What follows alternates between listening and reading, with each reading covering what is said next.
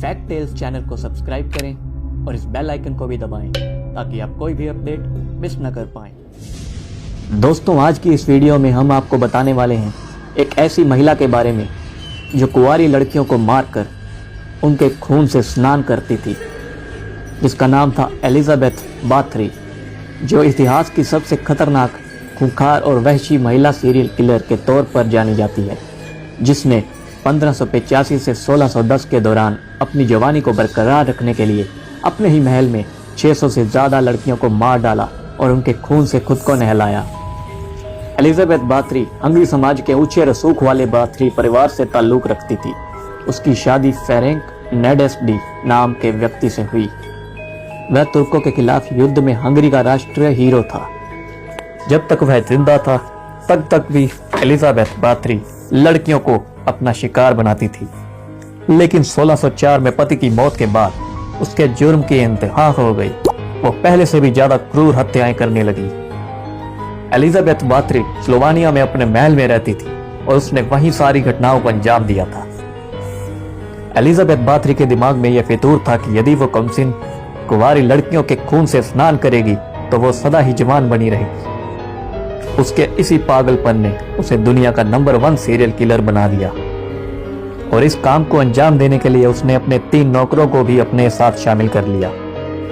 क्योंकि Elizabeth Bathory एक रसूखदार खानदान से संबंध रखती थी और उसने गांव के गरीब लड़कियों को लालच देकर अपने महल में काम पर बुलाती थी, लेकिन लड़कियों के महल में प्रवेश करते ही उनके बुरे दिन शुरू हो जाते थे।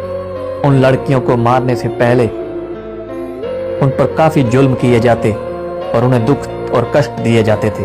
उनकी रोज पिटाई की जाती थी, उनके हाथों को जलाया जाता और काट दिया जाता था।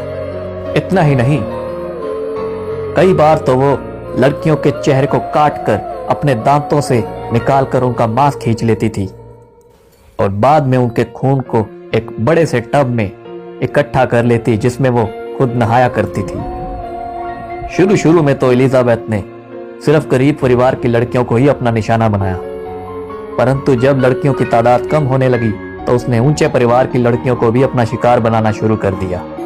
कुछ लड़कियां जो किस्मत वाली होती थी वो उसके चुंगल से आजाद हो जाती थी और गांव में जाकर उसके बारे में बताती, और इस बात का पता चलते ही 1610 में हंगरी के राजा ने अपना दल भेजकर उसे गिरफ्तार करवा लिया। जब राजा के भेजे हुए सेनापतियों ने वहां जाकर विकृत लाशें देखी और जिंदा लड़कियों को बेड़ियों में जकड़ा हुआ देखा तो वो हैरान हो गए। सूचना मिलते ही राजा के दल ने एलिजाबेथ बाथरी और उनके नौकरों समेत सभी को गिरफ्तार कर लिया। बाद में उन तीनों नौकरों को मौत की सजा दे दी गई, परंतु एलिजाबेथ बाथरी को ऊंचे समाज से ताल्लुक रखने की वजह से मौत की सजा तो नहीं हो पाई, परंतु उसे एक कमरे में बंद करके रख दिया गया, जो कि एक महल का कमरा था, जहां 4 साल के बाद 1614 में उसकी मौत हो गई। एलिजाबेथ की मौत के 400 साल पूरे होने के बाद बाथरी ब्लड नाम के एक वाइन भी शुरू की गई, परंतु कई लोगों ने इसका विरोध किया, जिस वजह से इसे बंद कर दिया गया।